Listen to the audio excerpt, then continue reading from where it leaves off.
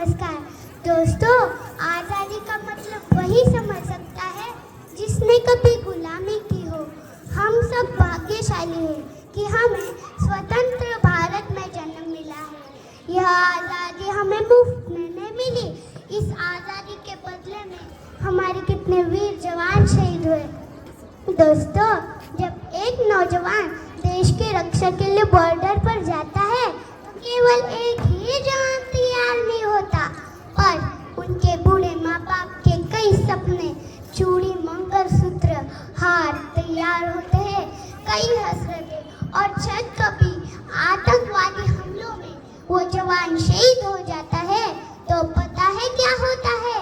इस धरती माँ का सीना फट जाता है, रूह कांप जाती है और उनके बूढ़े माँ बाप चकनाचूर हो जाते हैं। उनके बूढ़े माँ बाप के कई सपने, वो बिंदी, वो मुस्कान सफेद सफेद कागज की तरह खामोश हो जाते हैं। जब एक जवान शहीद होता है तो केवल एक परिवार नहीं रोता, बल्कि वो हर इंसान रोता है जो शहादत के मायने समझता है, जो धार्मिक रोता है, जो अपने देश के प्रति प्यार रखता है। और जब तिरंगे से लिपटे जवान को एक आखिरी बार एक माँ अपने सीने से लगाती है तो 133 करोड़ हिंदुस्तानी रोते हैं। यही हमारे देश की सच्चाई है। आज हमारे देश में हमारे जवानों के सारे पर सवाल उठाए जा रहे और हमारे देश के राजनेता उनकी स्वरों पर राजनीति मिला रहे हैं।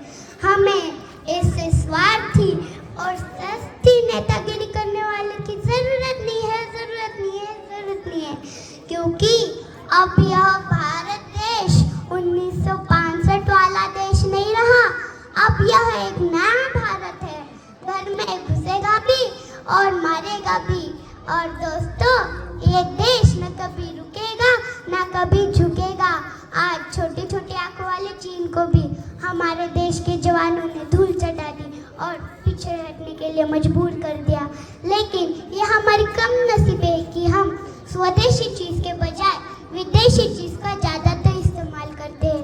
दोस्तों, आप सबको मालूम होगा कि अंग्रेज हमारे देश में व्यापार के लिए आए थे और हमें ही गुलाम बना दिया था।